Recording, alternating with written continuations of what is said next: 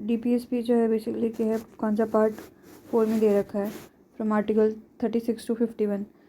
तो जो फ्रेमर है इन्होंने आयरिश कॉन्स्टिट्यूशन से बोरो करा था, आयरिश कॉन्स्टिट्यूशन ऑफ 1937, और आयरिश वालों ने ना स्पेनिश कॉन्स्टिट्यूशन से बोरो करा था, ठीक है। तो अम्बेडकर ने बोला कि भाई ये नोबल फीचर है इंडियन कॉन्स्टिट्यूशन का। तो डीपीएसपी अलॉन्ग विद एफआर जो है फंडामेंटल राइट, तो ये फिलॉसफी बताते हैं कॉन्स्टिट्यूशन का और सोल। तो डीपीएसपी विद फंडामेंटल राइट जो है फिलॉसफी एंड सोल, ठीक है, दोनों मिलके। तो ग्रैंड ऑस्टिन ने क्या बोला डीपीएसपी और एफआर को, ये कंसाइंस है कॉन्स्टिट्यूशन के, कंसाइंस ऑफ कॉन्स्टिट्यूशन, ठीक है। फीचर्स क्या है डीपीएसपी के अपने कि, तो इसमें बोला है कि जब स्टेट जो है पॉलिसी या फिर कोई लॉ बनाए तो उस टाइम पे जो इसके आइडल्स हैं डीपीएसपी के, वो दिमाग में रख के पॉलिसीज और स्टेट पॉलिसीज एंड लॉ बनाए स्टेट, ठीक है, ठीक है। कॉन्स्टिट्यूशनल इंस्ट्रक्शन और recommendation to the state legislature, state and legislature, executive and administrative matters में। तो कॉन्स्टिट्यूशनल इंस्ट्रक्शन दे रखे हैं, ठीक है, या फिर रिकमेंड करा है कि भाई स्टेट लेजिस्लेचर तुम लोग एग्जीक्यूटिव एडमिनिस्ट्रेटिव मैटर्स में इनको ध्यान में रखोगे। तो क्या बोलते हैं आर्टिकल 36 के अकॉर्डिंग टू आर्टिकल 36 जो टर्म स्टेट है जो पार्ट 4 में दिया गया है उसका सेम वही मीनिंग है जो कि पार्ट 3 में है। एफआर तो मतलब जो एफआर में जो स्टेट बोला है वही डीपीएसपी वाला स्टेट सेम ही रहेंगे, दोनों स्टेट अलग अलग नहीं हो जाएंगे, मतलब वही state union territory and state ये वही होंगे, ठीक है। तो इसमें क्या क्या आ जाएगा, स्टेट की मीनिंग में क्या आएगा, legislative executive organ of the central government and the state government and all the local authorities and all other public authorities। तो ये जितने भी है ना legislative organ centre and the state की लोकल अथॉरिटी पब्लिक अथॉरिटी, तो अपने काम में लॉ बनाने में या फिर लेजिस्लेशन करने में तो इनको ध्यान में रखना पड़ेगा आपको डीपीएसपी को, ठीक है। दूसरा फीचर है इसका, ये रिजेंबल करते हैं इंस्ट्रूमेंट ऑफ इंस्ट्रक्शन जो कि गवर्नमेंट ऑफ इंडिया एक्ट 1935 में दे रखा है, उसके जैसे हैं ये। तो अम्बेडकर जी ने क्या बोला, like the instrument of instruction जो कि गवर्नर जनरल एंड गवर्नर ने इशू करा था of the colonies of India by British government under government of India act 1935, ठीक है। तो बेसिकली डीपीएसपी जो है एक दूसरा नाम दे रखा है इंस्ट्रूमेंट ऑफ इंस्ट्रक्शन का, ठीक है। ओनली डिफरेंस मतलब ये क्या है is that they are instruction to the legislature and the executive, ठीक है। तीसरा कंस्टिट्यूंट क्या है इसका, तो इसमें क्या है डीपीएसपी क्या बोलते हैं, इसमें बहुत ही comprehensive economic social and political programme है फॉर मॉडर्न डेमोक्रेटिक स्टेट के लिए। तो क्या मॉडर्न डेमोक्रेटिक स्टेट के लिए बहुत ही comprehensive economic social and political programme दे रखा है कि कैसे मॉडर्न डेमोक्रेटिक स्टेट को इकोनॉमिकली कैसे काम करना है, सोशली एंड पॉलिटिकली कैसे काम करना है, ठीक है। तो ये इसका एम है कि भाई हमको जो जस्टिस लिबर्टी इक्वालिटी फ्रेटर्निटी है उनको कैसे अचीव करना है, जैसा प्रियम्बल में बोला है ना उनको अचीव करने का, ठीक है। तो इसमें वेलफेयर स्टेट का कंसेप्ट के बारे में बताते हैं, नॉट अ पुलिस स्टेट, बोलते हैं कि वेलफेयर स्टेट होना चाहिए, पुलिस स्टेट नहीं होना चाहिए, ठीक है। पुलिस स्टेट कब था, कॉलोनियल एरा के टाइम पर था, ठीक है। तो ब्रीफ में ये बोलना चाह रहे हैं कि इनको seek to establish economic and social democracy in the country, ठीक है। देन डीपीएसपी जो है जस्टिसेबल नहीं है, क्योंकि ये लीगली इन्फोर्सेबल नहीं है by the court for the violation, अगर वायलेट हो जाता है तो कोर्ट इनको इन्फोर्स नहीं कर सकता। तो government, central government, state government या लोकल गवर्नमेंट जो है can not be compel to implement दे, मतलब हम सुप्रीम कोर्ट में जाके सुप्रीम कोर्ट इनको ये नहीं बोलेगा गवर्नमेंट को कि भाई तुम इसको इम्प्लीमेंट करो करो करो इस तरीके से। कॉन्स्टिट्यूशन जो है nevertheless constitution article 37 itself says that these principle are fundamental governance of the country, ठीक है। कंट्री के गवर्नेंस में बहुत फंडामेंटल रोल प्ले करते हैं, ठीक है। एंड बेसिकली स्टेट की ड्यूटी है कि भाई लॉ बनाते टाइम इनको जो है अप्लाई करें। देन है तो क्या है डीपीएसपी जो है नॉन जस्टिसेबल है, बट ये जो कोर्ट को हेल्प करेगा अगर कोई भी लॉ है तो डिटरमाइन करने का करेगा कि कॉन्स्टिट्यूशनली वो लॉ वैलिड है कि नहीं है, ठीक है। एग्जामिन करना, डिटरमाइन करना कि भाई वो कॉन्स्टिट्यूशनली वैलिड है कि नहीं है, तो इसके बेसिस पे जो है वो जजमेंट दे सकते हैं। सुप्रीम कोर्ट जो है has ruled many times that is determining the constitutionality of any law. ठीक है, फाइंड लॉ द क्वेश्चन। हाँ, तो अगर कोई लॉ जो है DPSP जो है basically if a court finds that the law in question seeks to give effect, अगर कोई लॉ जो है DPSP को इन्फोर्स कर रहा है, ठीक है, और वो it may consider such law to be reasonable in relation to article 14 and 19।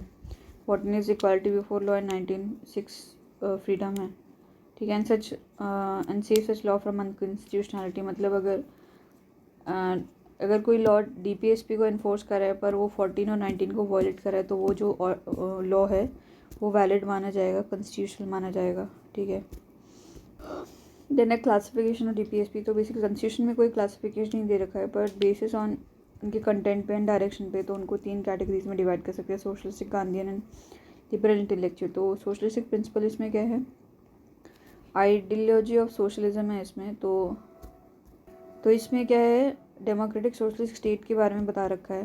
ठीक है, तो इसका एम है कि सोशल एंड इकोनॉमिक जस्टिस जो अचीव करने का, ठीक है, एंड बेसिकली वेलफेयर स्टेट को इस्टेब्लिश करने का, and set the part towards welfare state aim at providing social and economic justice and.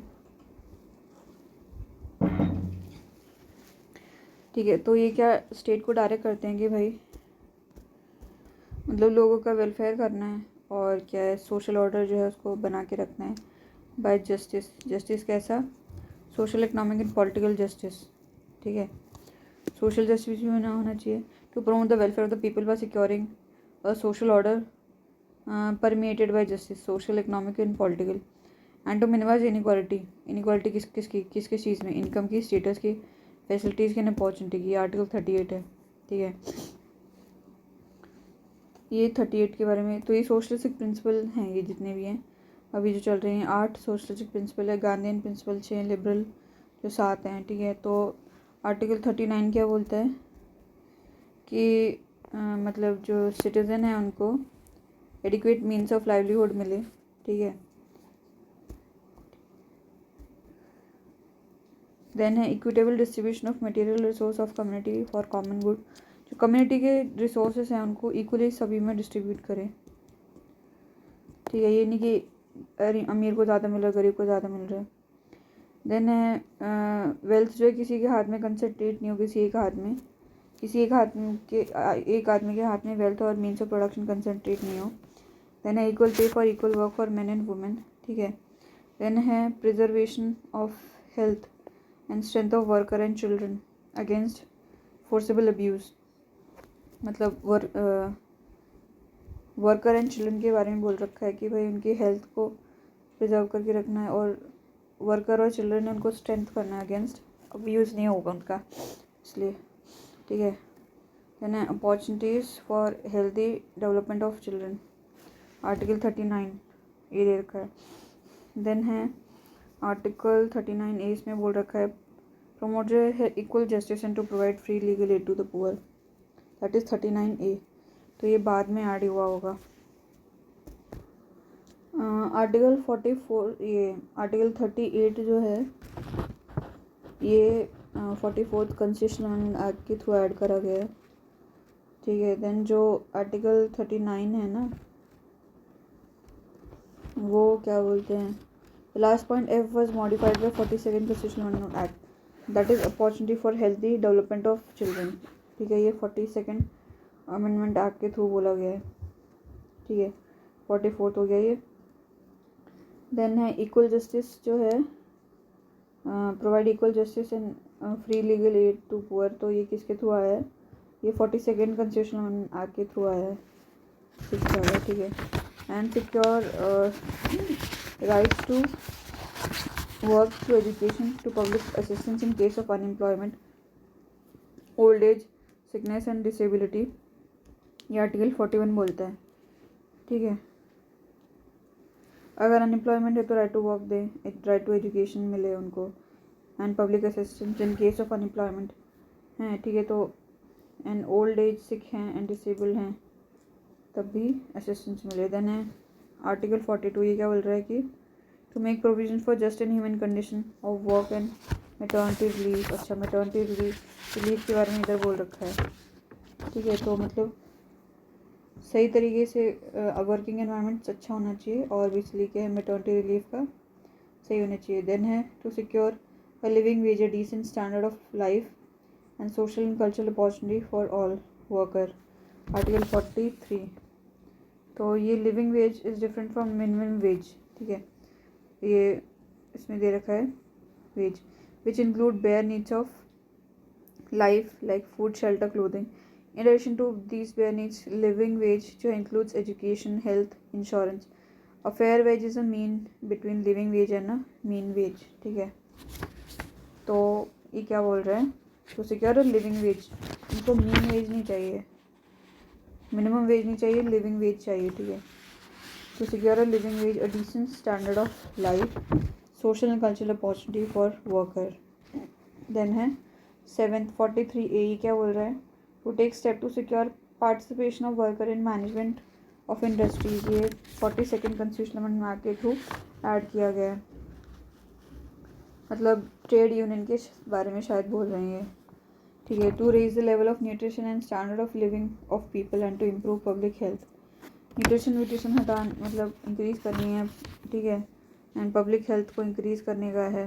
तो ये 42nd अमेंडमेंट एक्ट के थ्रू ऐड किया है, नहीं ये वाला नहीं, सॉरी ये वाला ओरिजिनल था, ठीक है।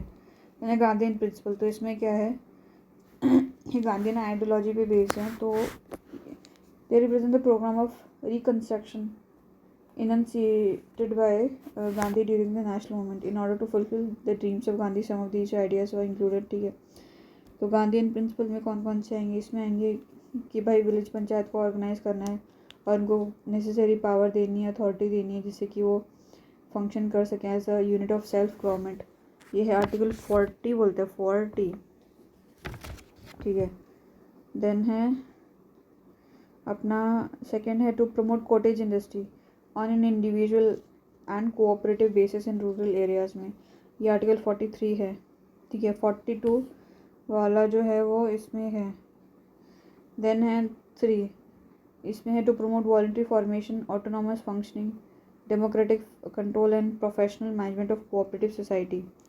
तो इसमें कॉटेज इंडस्ट्रीज, कोऑपरेटिव सोसाइटी, इन दोनों के बारे में बोल रखा है। तो ये 43B है। तो ये 97th कॉन्स्टिट्यूशनल अमेंडमेंट एक्ट 2011 इसके थ्रू बनाई है, ये वाला जो कोऑपरेटिव सोसाइटी वाला, ठीक है। देन है to promote the education and economic interest of SC ST and other weaker sections of the society and to promote protect them from the social injustice and exploitation, article 46 ये बोल रहा है। Then article 47 बोल रहा है to prohibit the consumption of intoxicating drinks and drugs which are injurious to health. Then 48 बोल रहा है to prohibit the slaughter of calves and other milch and broth animal cattle and to provide improve their breeds, ये 48 बोल रहे हैं, ठीक है। Then है लिबरल इंटेलेक्चुअल प्रिंसिपल्स, इसमें कौन से हैं, आइडियोलॉजी ऑफ लिबरलिज्म ही आती है इसमें, ठीक है। तो इसमें 44 आर्टिकल है। तो इसमें बोला है कि all citizen of uniform to secure all citizen uniform civil code for the country, article 44, ठीक है, UCC। देन है 45 क्या बोल रहे हैं, to provide early childhood care and education for all the children until they complete the age of 6 years, ठीक है।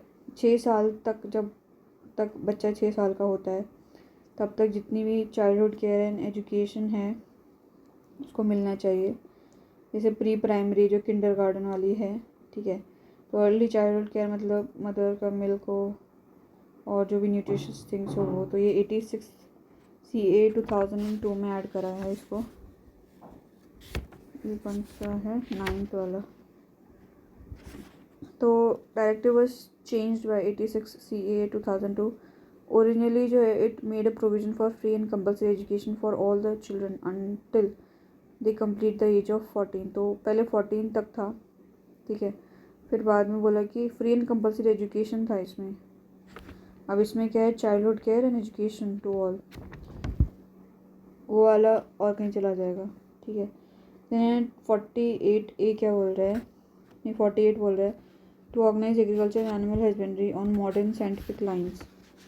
ठीक है, पता चला वो लकड़ी वाले हल अभी तक यूज़ किए जा रहे, गाय भैंस बैल को यूज़ किए जा रहे, वो नहीं होना पड़ेगा। ठीक है, देन 48A क्या बोल रहे हैं, to protect and improve the environment and to safeguard forest and wildlife. ठीक है, तो ये जो है 42nd CAA से ऐड करा है। ठीक है, protect and improve the environment and to safeguard forest and wildlife. Then है 49, तो ये बोल रहा है कि protect monument place and object of artist और historic interest which are declared to be of national importance. Then है article 50, तो इसमें क्या है, to separate the judiciary from executive in public service of the state. ठीक है, तो इसमें है स्टेट को जुडिशरी से अलग करना है, separate judiciary from the executive, executive के पार्ट में सारी पावर नहीं हो, इंटरफेयर नहीं करे from in the public service of the state. ठीक है, देन 51 क्या बोल रहा है, to promote international peace and security and maintain just and honourable relation between nations, to foster respect for international law, treaty obligation and to encourage settlement of international dispute and arbitration। ठीक है, तो new DPSP, तो 42nd जो है इसने 4 DPSP add करा है। पहला तो 39 वाला, that is to secure opportunity for healthy development of children. 39A to promote जो है equal justice and provide free legal aid to poor. Then है 43A, इसमें है कि to take step to secure the participation of worker in management of industry. यानी 48A, इसमें है protect and improve the environment and to safeguard the forest and wildlife. ठीक है, then है 44 CA 1978 जो है, इसमें क्या करा कि इसने एक और DPSP ऐड कर दिया। इसमें क्या है कि state to minimise inequality in income status and facility in opportunity. 86 जो है CA 2002 में जो है इसने चेंज कर दिया subject matter of article 45 and made elementary education of fundamental right under article 21A। ठीक है, तो अमेंडमेंट जो है require state to provide early childhood care and children and education to all the children until they complete the age of 6 years। Then 97 CA जो है 2011 ने एक नया DPSP ऐड करा कोऑपरेटिव सोसाइटी से रिलेटेड। तो इसमें क्या है कि जो स्टेट जो है प्रमोट करे voluntary formation, autonomous functioning, democratic control and professional management of cooperative society, article 43B। Then है सैंक्शन बिहाइंड DPSP, तो सर BN राव जो है ये कॉन्स्टिट्यूशनल एडवाइजर हैं टू द कॉन्स्टिट्यूंट असेंबली। तो उन्होंने रिकमेंड करा कि that right to an individual should be divided into 2 categories, rights of, ठीक है, 2 categories, justiciable and non justiciable. तो which was accepted by drafting committee, accept कर लिए, ठीक है, 2 में डिवाइड होने चाहिए। Then fundamental right which are justiciable in nature are incorporated. अच्छा, तो BN राव ने बोला कि भाई जो जस्टिसेबल है तो फंडामेंटल राइट को पार्ट 3 में डाल दिया, एंड DPSP जो कि नॉन जस्टिसेबल हैं उनको जो है पार्ट 4 में डाल दिया। दो वैसे DPSP जो नॉन जस्टिसेबल हैं, कॉन्स्टिट्यूशन आर्टिकल 37 जो है वो बता देता है कि ये प्रिंसिपल बहुत ही ज़्यादा फंडामेंटल है, गवर्नेंस करने में बहुत इंपॉर्टेंट है गवर्नेंस के लिए। ठीक है, और स्टेट की ड्यूटी है कि भाई जब आप लॉ बनाते हो तो इन प्रिंसिपल को अप्लाई करो।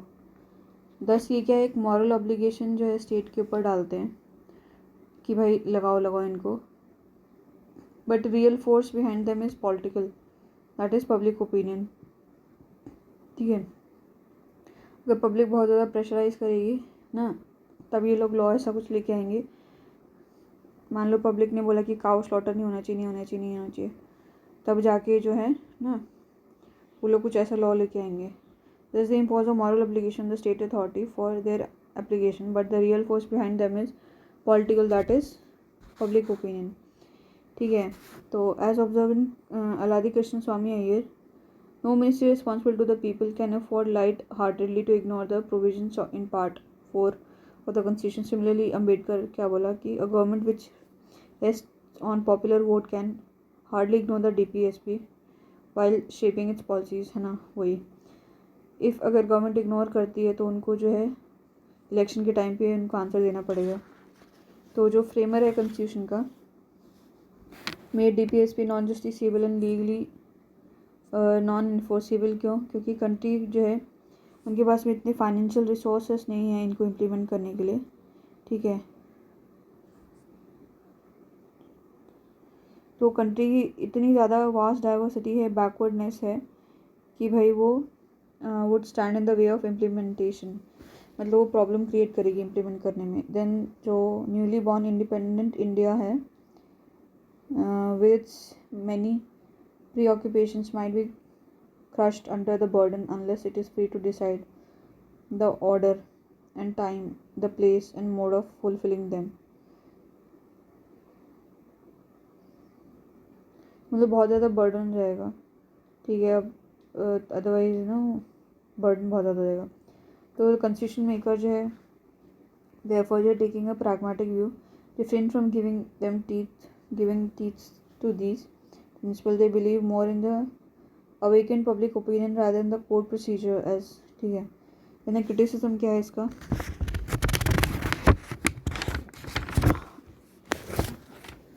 तो लीगली नो लीगल फोर्स, तो नॉन जस्टिसेबल हैं, पायस सुपरफ्लुइटीज़ हैं। जो केटी शाह जो है उसने बोला कि पायस सुपरफ्लुइटीज़ हैं and compare them with a cheque on a bank payable only when resource of the bank permits, ठीक है। नसरुद्दीन जो है contended these principles are no better than the new year's resolution which are broken on the 2nd January। T जो कृष्णमाचारी है उसने क्या बोला कि डायरेक्टिव एज बेसिकली क्या है a veritable dustbin of sentiments. K C Wheare ने बोला कि manifesto of aims and aspirations and opined that they serve as mere moral homilies. Ivor Jennings जो है पायस एस्पिरेशन बोला। देन इलॉजिकली अरेंज्ड, तो illogically arranged है, not arrange logical manner based on the constraint philosophy जैसे। तो N Srinivas उन्होंने बोला कि directives are neither properly classified nor logically arranged, ठीक है। The declaration mixes up relatively unimportant issues with most vital economic and social questions। It combines modern and old provision, suggests modern with old, ठीक है। provisions suggested by the reason and science with provisions based purely on sentiments and prejudice। इवरिजन ने क्या बोला कि no consistent philosophy इनकी है ही नहीं, that these principles have no consistent philosophy, then है कंजर्वेटिव। तो सर इवरिजन ने बोला कि ये जो है based on political philosophy of the 19th century England. तो उन्होंने बोला कि ghost of Sidney Webb and Beatrice Webb stalk through the pages of the text. Part 4 जो है constitution express Fabian socialism without socialism। He opined that the directives are deemed to be suitable in India in middle and the 20th century, ठीक है। The question whether they are suitable for the 21st century cannot be answered, but it is quite probable that they will be entirely outmoded। Then है constitutional conflict। तो के संथानम ने बोला कि इसकी DPSP से जो है leads to constitutional conflict between center and the state, between president and the prime minister, between governor and the chief minister। उन्होंने बोला कि सेंटर जो है can give direction to state with regard to implementation of these, ठीक है। And in case non compliance can dismiss state government, हाँ ठीक है, मतलब वो प्रेजेंट रूल लग जाएगा। सिमिलरली व्हेन प्राइम मिनिस्टर जो gets a bill which violate DPSP passed by the parliament, the president may reject the bill on the ground that these principles are fundamental to the governance of country, hence ministry has no right to ignore them। The same constitutional conflict जो है may occur between governor and the chief minister at state level, ठीक है। Then utility क्या है DPSP की? Utility क्या है कि ये फंडामेंटल है to the governance of the country.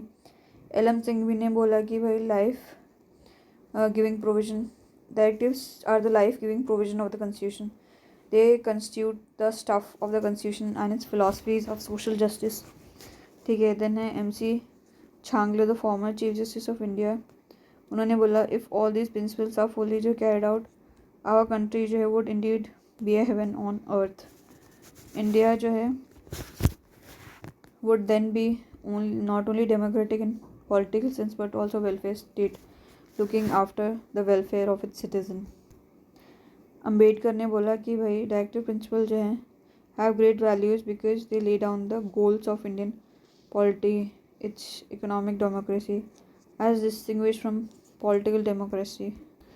Then Granville Austin ने बोला कि जो है DPSP aim at furthering the goal of social revolution or to foster this revolution by establishing the condition necessary for its achievement। then है BN Rao जो है the constitutional advisor, उन्होंने बोला कि are intended as moral percept for the authority of the state, they have at least an educative value।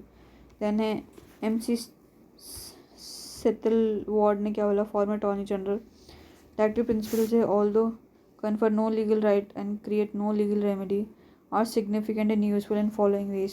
कैसे? They are like an instrument of instruction or general recommendation addressed to all the authorities in the Indian Union। ठीक है, तो they remind them of the basic principle of the new social and economic order which the constitution aims to build। then है beacon light to the court है serve as a useful beacon light to the court, तो court को help करते exercising the power judicial review. ठीक है, तो determine करेगी constitutional validity of a law. ठीक है, देन है dominate the background to all the state action legislative executive and also a guide to the court in some respect. Then they amplify the preamble which solemnly resolve to secure all the citizen of India justice liberty equality fraternity. Then है directives, ये भी following role play करते हैं, stability and continuity लाते हैं in domestic and foreign policy, in political economic and social sphere in spite of change in the party in power. ठीक है, तो स्टेबिलिटी लेके आते हैं। तो ये fundamental right, they are supplementary to fundamental right. ठीक है, तो ये जो फंडामेंटल राइट ने वैक्यूम क्रिएट करा है उसको फिल करते हैं by providing social and economic right.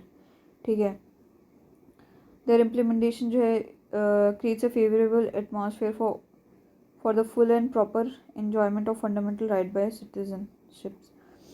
ठीक है, मतलब अगर इनको इम्प्लीमेंट करो तो FRM बहुत अच्छे से मतलब वो कर सकते हैं। मान लो राइट वेलफेयर स्टेट, अगर कोई गरीब है, ठीक है, तो वो फ्रीडम किस बात की लेगा, उसको अपॉर्चुनिटी नहीं है, तो उसको किस बात की फ्रीडम, जब तक आपके पास में क्या बोलते हैं अपॉर्चुनिटी नहीं है तो फ्रीडम का क्या करोगे आप। ठीक है, political democracy without economic democracy का कोई मीनिंग नहीं है।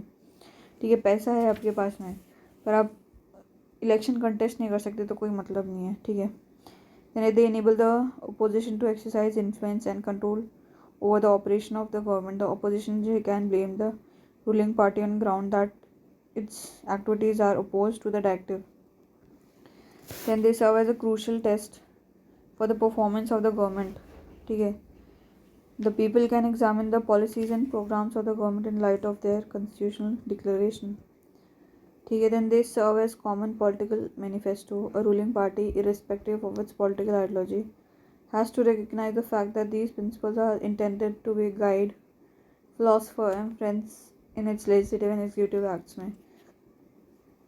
तो जब कॉन्फ्लिक्ट होगा DPSP और FR में तो तब क्या होता है, तो फंडामेंटल राइट तो जस्टिसेबल हैं, ठीक है, और DPSP नॉन जस्टिसेबल हैं। ठीक है, और एक मॉरल एप्लीकेशन होता है स्टेट के ऊपर कि इनको इम्प्लीमेंट करना है, तो क्या है कॉन्फ्लिक्ट आ जाते हैं दोनों में। ठीक है, तो चंपक दोराई रंजन के केस में 1951 में सुप्रीम कोर्ट ने बोला तो कॉन्फ्लिक्ट होगा बिटवीन DPSP तो एंड फंडामेंटल राइट, कॉन्फ्लिक्ट होगा तो DPSP जो है मतलब सब्सिडरी हैं टू फंडामेंटल राइट।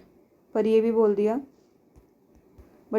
दिया कि भाई पार्लियामेंट जो है फंडामेंटल राइट को अमेंड कर सकता है बाय कॉन्स्टिट्यूशनल अमेंडमेंट एक्ट। ठीक है, तो पहले तो ये चंपक दोराई रंजन सुप्रीम कोर्ट ने बोला कि DPSP FR के नीचे हैं और पार्लियामेंट जो है FR को अमेंड कर सकता है CA के थ्रू।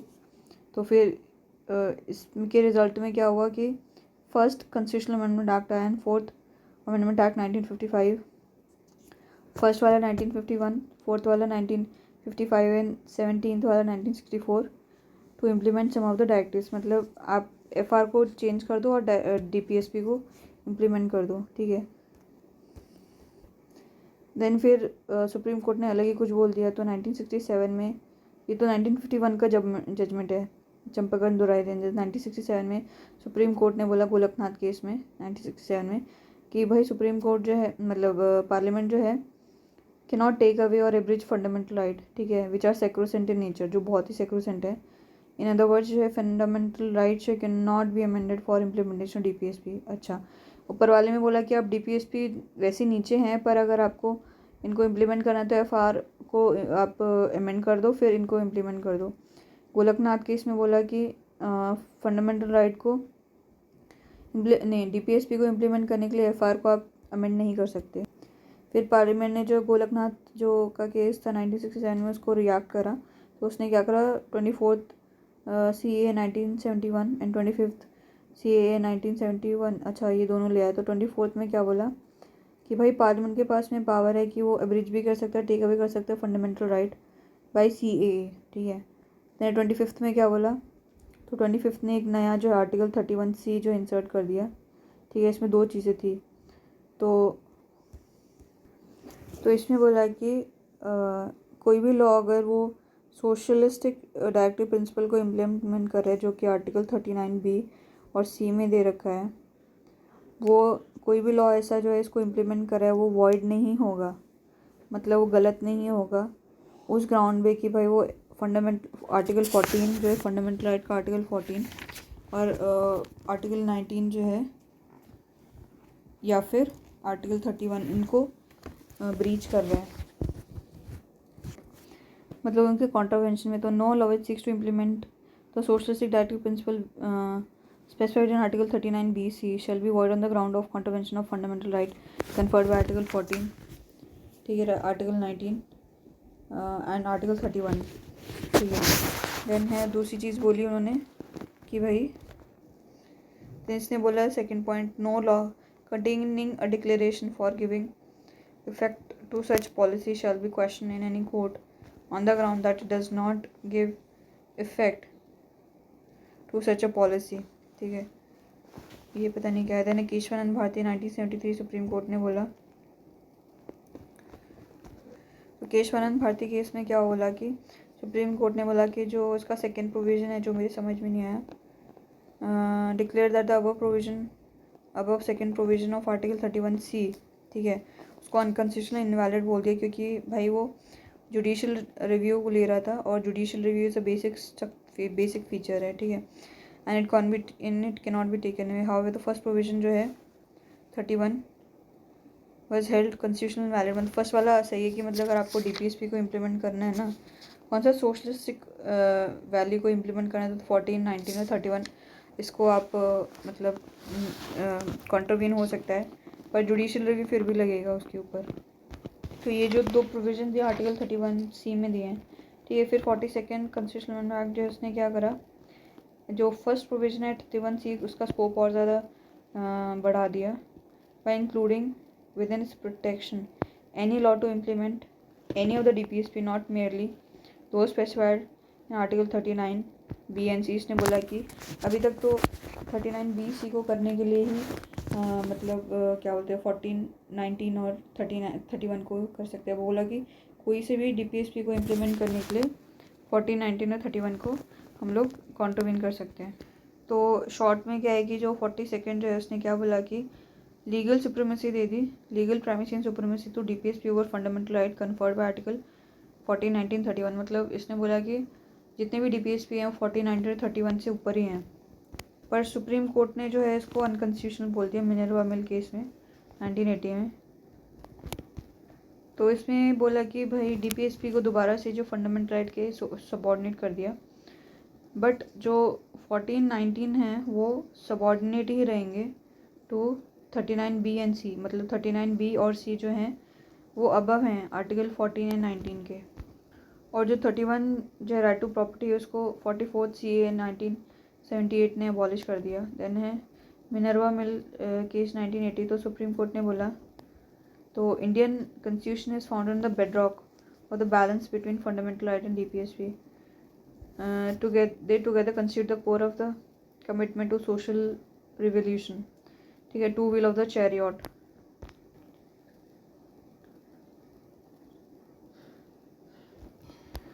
तो इसमें बोला है कि जो भी इसमें गोल्स दिए हैं डीपीएसपी में, उनको अचीव करना है without abrogation of means provided a fundamental right. Therefore अभी का पोजीशन क्या है कि ना, फंडामेंटल राइट जो है सुप्रीम है ओवर डीपीएसपी. पर इसका मतलब ये नहीं कि डीपीएसपी इम्प्लीमेंट नहीं होंगे. पार्लियामेंट जो है फंडामेंटल राइट को अमेंड कर सकता है डीपीएसपी को इम्प्लीमेंट करने के लिए, प्रोवाइडेड कि वो अमेंडमेंट है बेसिक स्ट्रक्चर को डैमेज नहीं कर रहा है. देन है इम्प्लीमेंटेशन ऑफ डीपीएसपी. सो 1950 से सेंट्रल स्टेट गवर्नमेंट ने काफ़ी सारे लॉ बना दिए, इन प्रोग्राम्स इम्प्लीमेंट कर दिए, इसको इम्प्लीमेंट करें. तो प्लानिंग कमीशन जो है 1950 में बनाया. ठीक है, तो प्लानिंग कमीशन लाया secure social economic justice and reduce inequality of income status and opportunity. 2015 में क्या प्लानिंग कमीशन को नीति आयोग ने रिप्लेस कर दिया. ठीक है, देन है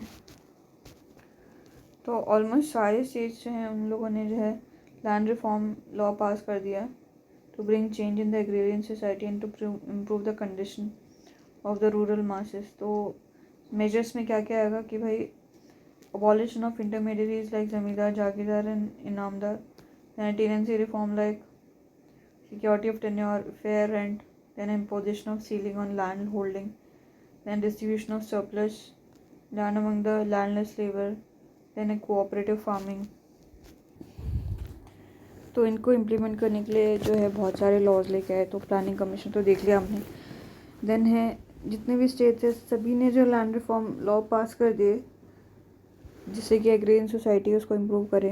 ठीक है, रूरल मास की कंडीशन इम्प्रूव करे.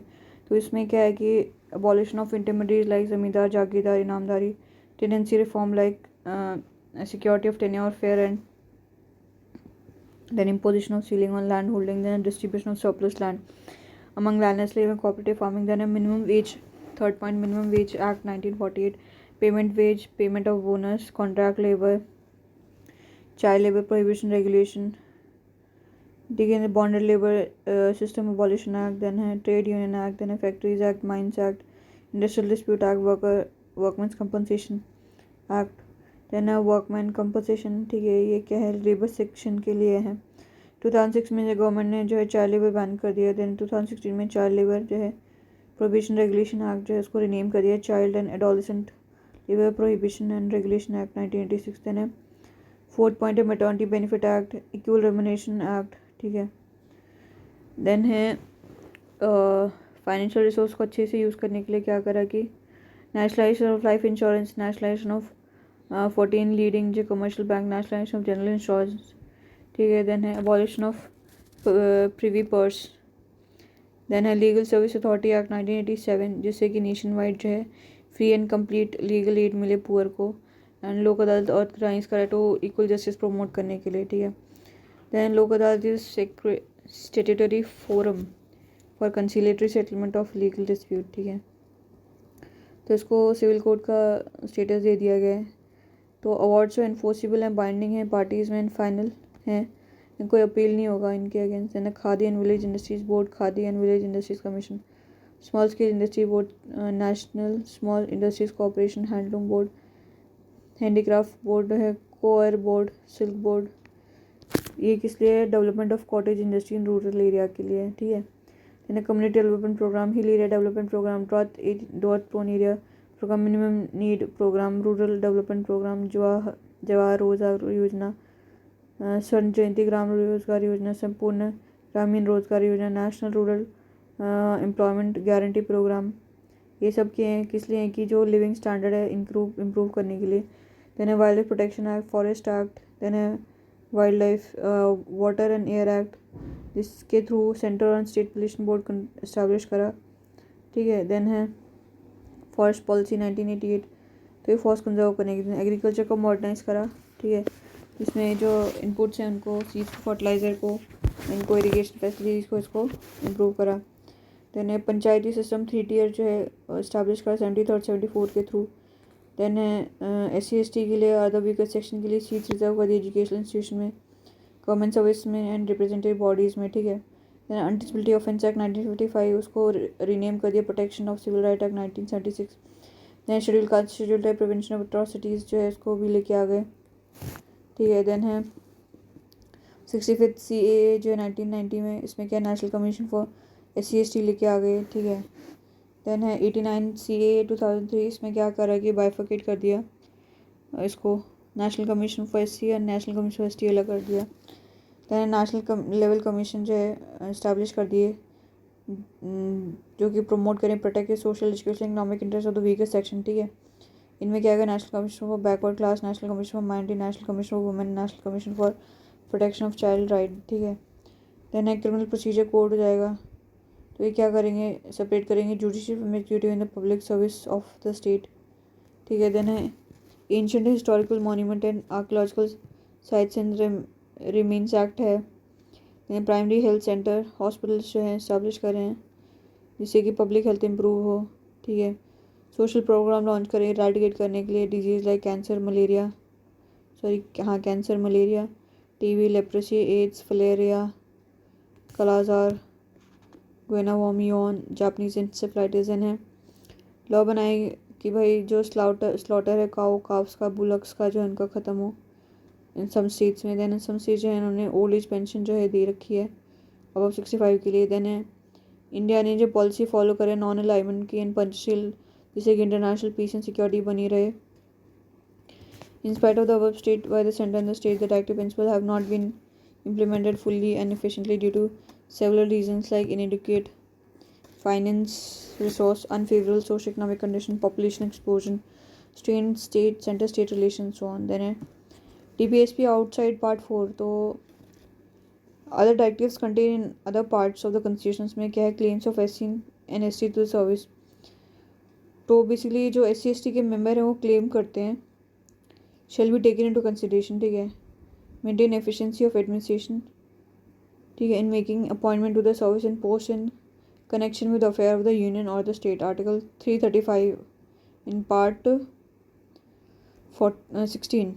तो ये क्या है, claims of the member of SC and ST shall be taken into consideration consistently with the maintenance of efficiency of administration in making the appointment to service and post in connection with the affair of the union and the state। Then है instruction mother tongue, ठीक है। तो हर एक state को जो है and हर एक local authority को ऐसा करना पड़ेगा कि वो फैसिलिटी प्रोवाइड करें कि भाई मदर टंग में प्राइमरी स्टेज पे इंस्ट्रक्शंस दे सकें।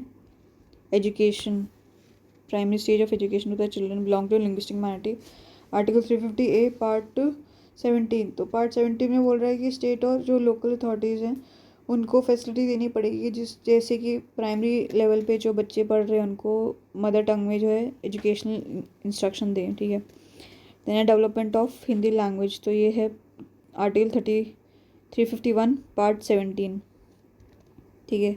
ये तो 350A था अगर मदर टंग। देन है हिंदी लैंग्वेज आगे दोनों, तो इसमें यूनियन की ड्यूटी है कि भाई वो उस हिंदी लैंग्वेज है उसके यूज़ को प्रमोट करें, ठीक है, स्प्रेड को, and developed any and to develop it so that it may serve as a medium of expression for all the elements of composite culture, ठीक है। then above directives also non-justiciable in nature, however they are also given an equal importance and attention by the judiciary on the ground that all part constituted must be read together। तो DPSP जो है 38 से 51 में है, जो 36 वाला है वो 37 वाला है वो डील करता है with nature and significance of DPSP, ठीक है। पुलिस स्टेट का मतलब है is mainly concern with maintenance of law and order and defence of the country against external aggression. Such a restrictive concept of state is based on the 19th century theory of individualism and laissez-faire। 39B क्या बोल रहा है कि state shell direct its policies towards securing that the ownership and control of material resources of community are so distributed as best to subserve the common good. मतलब जो community resources है ना उनको अच्छे से डिस्ट्रीब्यूट करो जिससे कि हर किसी का फ़ायदा हो. 39C क्या बोल रहे हैं? State shall direct its policy towards securing that the operation of the economic system does not result in concentration of wealth and means of production to the common. हाँ मतलब कि concentration of wealth नहीं हो, means of production भी concentrate नहीं हो किसी एक के हाथ में. तो difference between basically distinction between fundamental and DPSP. So DPSP FR जो है negative है as they prohibit the state from doing certain things. Then DPSP positive है क्योंकि स्टेट को बोलते हैं कि आप डू सर्टेन थिंग्स. देन है FR जो है जस्टिसेबल है, लीगली इन्फोर्सेबल है court in case of violation. DP जो है वो नॉन जस्टिसेबल है, not legally enforceable court violation. Then FR जो है इस्टेब्लिश पॉलिटिकल डेमोक्रेसी. DP जो है सोशल इकोनॉमिक डेमोक्रेसी इस्टेब्लिश करने के लिए. FR जो है लीगल सैंक्शन है FR का है, these have legal sanctions. DPSP have moral and political sanction. ठीक है. FR जो है 5 promote the welfare of individual, hence they are personal individualistic. DPSP जो है they promote welfare of the community, hence are so societarian and socialistic. ठीक है. FR जो है they do not require any legislation for their implementation, they are automatically enforced. अच्छा. DPSP तो they require legislation for implementation, they are not automatically. ठीक है. Then FR जो है the court are bound to declare a law violative of any FR as unconstitutional and invalid. Then DP में क्या है? Court cannot declare a law violative of any of the directive principle as unconstitutional and invalid. However, they can uphold the validity of a law on the ground that it was enacted to give effect to a directive. तो इसका जो sequence है वो इस तरीके से 36 जो definition of state बताता है, 37 जो है application of principle contain in this part कहाँ पे, 38 बताता है state to secure a social order for promotion of welfare of the people. Then 39 certain principle of the policy to be followed by the state. 39A equal justice and free legal aid. 40 organization of village panchayat. 41 right to work, to education, to public assistance in certain case. 42 provision for just and human condition of work and maternity relief. 43 living wage etc for worker. 43A participation of worker in management of industries. 43B promotion of cooperative societies. 44 uniform civil code for citizen. 45 provisions for early childhood care and education to children below 6 year. 46 promotion of education and economic interest of schedule SC ST and other weaker sections. 47 duty of the state to raise the level of nutrition and the substandard of living and to improve public health. 48 organization of agriculture and animal husbandry. 48A protection and improvement of environment and safeguarding of forest and wildlife. 49 protection of monument and place and object of national importance. 50 separation of judiciary from executive. 51 promotion of international peace and security.